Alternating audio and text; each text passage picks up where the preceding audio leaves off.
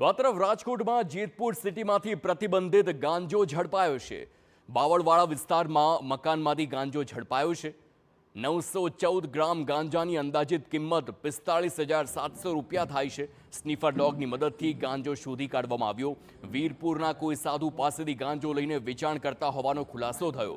પોલીસે મહિલા સહિત એક શખ્સની કરી છે ધરપકડ। પોલીસે એનડીપીએસ એક્ટ હેઠળ કાયદેસરની કાર્યવાહી પણ આખે મામલે હાથ ધરી છે। હાલો રેડી।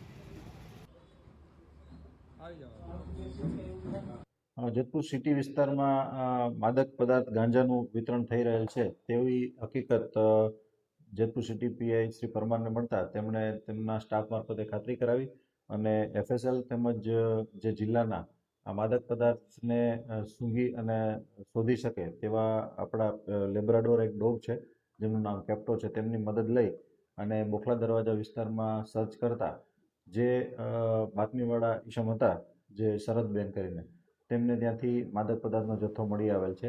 તેમને અને તેમના સસરા હનીફભાઈ સિતારભાઈ રફાઈ તે બંનેને ધોરણસર અટક કરવામાં આવેલ છે।